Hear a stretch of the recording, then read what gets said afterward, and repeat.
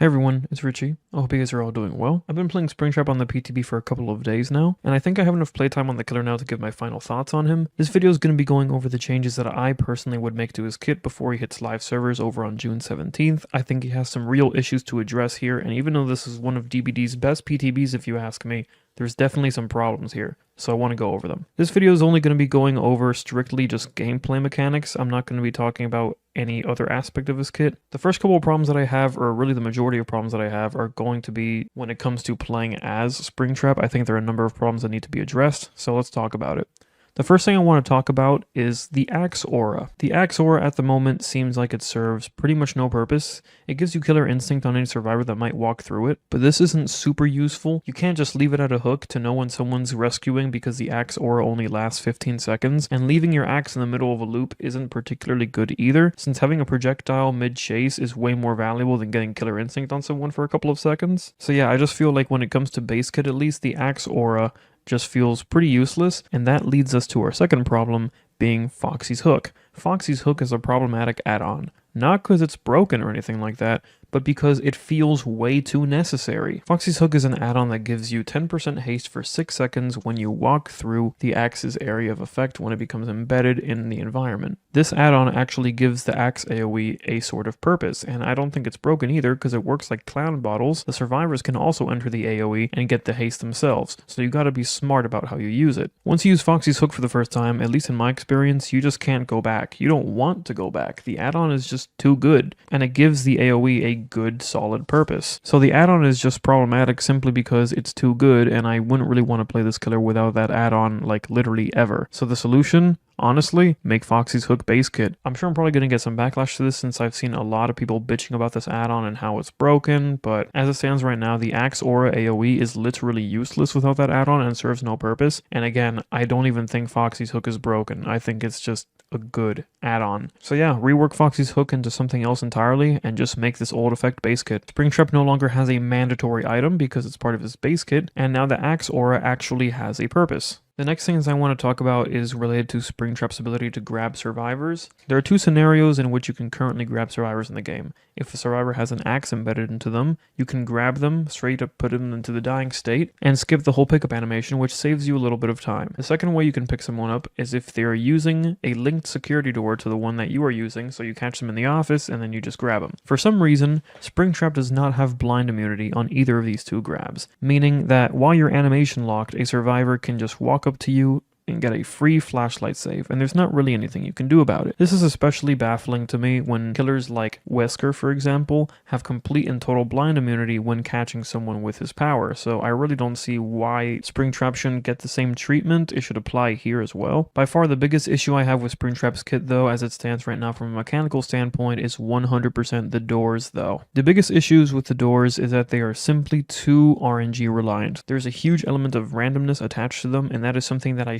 severely dislike in a killer design. For some reason, there are multiple variations of door spawns on the same map, meaning that if you play on the same map 2 games in a row, your door spawns will be different within those 2 games, and where they spawn are just completely random. To give you an idea of how bad this can really get, I've had scenarios where I load into a 2-story map as Springtrap and I have no doors on one of the 2 floors. This leads to very unfun scenarios where you are at a massive disadvantage or advantage in the game because maybe your door spawns are just super good and close to all the generators, or maybe they're in completely useless locations. Hey guys, Reggie from the future here, and it turns out this situation is actually way worse than I originally thought. Shout out to JC Glitchmaster's new video for making me aware of the situation. Go check him out, he has really nice content. The TLDR is that Springtrap's doors actually aren't alone in this sense. It turns out this is something that's actually shared between Sadko and Alien and anyone else that has randomly spawning, killer powers and stuff like that. And it turns out that the spawns are actually tied to the chests around the map, that the survivors can open. Turns out they share the same spawns as these killer powers, but the chests take priority. So the chests will spawn first,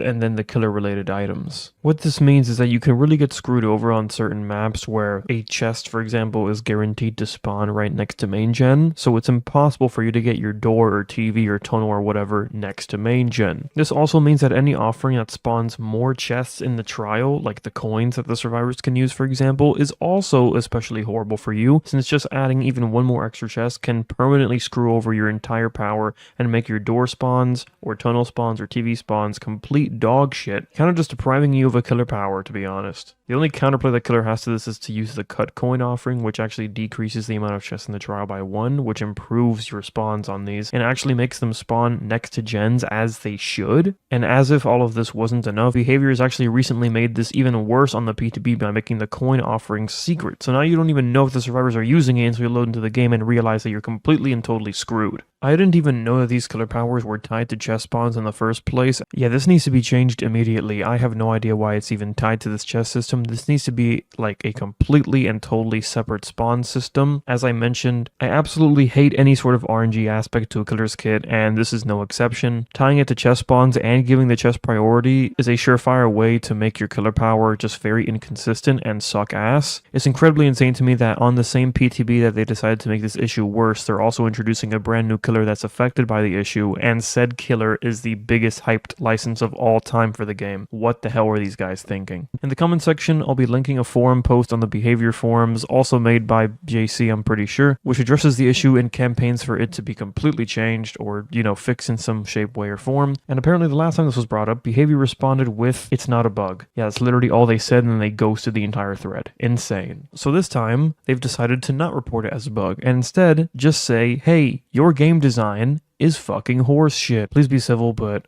I very much encourage you to go check out the thread that's going to be in the comments pinned. This is a very real issue that affects a certain subset of killers that needs to be addressed immediately. The fact that the survivors have any sort of influence over where these tunnels or doors or whatever spawn is ridiculous to me. The fact that they're tied to the chests in the first place is ridiculous to me. They need to have their own spawn system, and it needs to have absolutely zero variance. Once again, go check out JC Glitchmaster's new video if you want more information about how this works, or if you want a more detailed explanation than the one that I just gave. And honestly, go check him out in general because he has some really nice DVD content. Alright, moving on.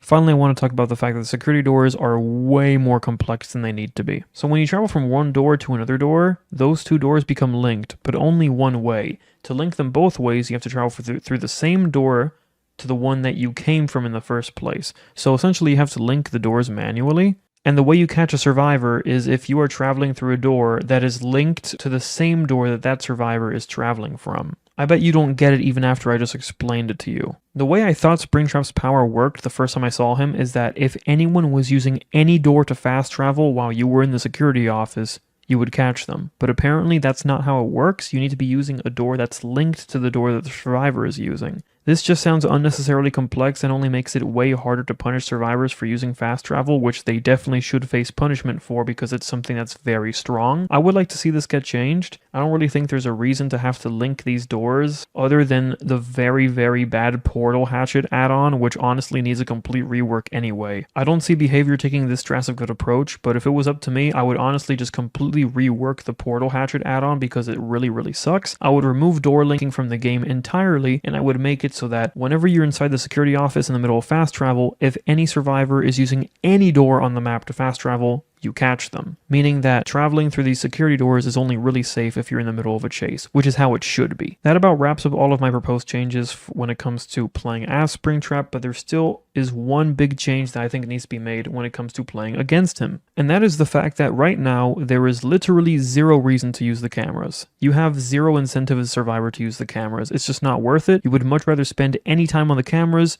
working on a generator instead. The only thing that you get out of using the cameras is finding where Springtrap is and then potentially revealing his aura to everyone for a couple of seconds, and this isn't really a very big payout at all. This is not a very big reward at all. Again, you would much rather spend that time just doing a generator. The only time seeing the killer's auras is good is if you're in the middle of a chase with him, and it is not worth it to run all the way to a door when someone's in the middle of the chase just to try to reveal the killer before he gets out of the camera view to give the other survivor an easier time in chase. Also, coordinating that in anything other than a Swift sounds completely impossible. The only other scenario I could see looking through the cameras being even remotely useful is if you're about to use fast travel and you want to see if Springtrap is anywhere in sight between any of the cameras. But again, you should never be using the doors unless the killer is in chase anyway, so you can kind of just ignore this and just play by that rule instead and accomplish more or less the same thing. This is, again, even more blatant in a Swift, where people in your call, or whatever comms you're using, can just call out the killer's location as soon as someone sees him. So yeah, right now there's zero incentive to use the cameras. Using them is honestly kind of trolling. You would rather just be doing generators. Honestly, this isn't an issue that I expect will be fixed at launch, since fixing this requires adding an entire new component to the camera system that's not currently in the game. Maybe some sort of audio cue system like FNAF 3.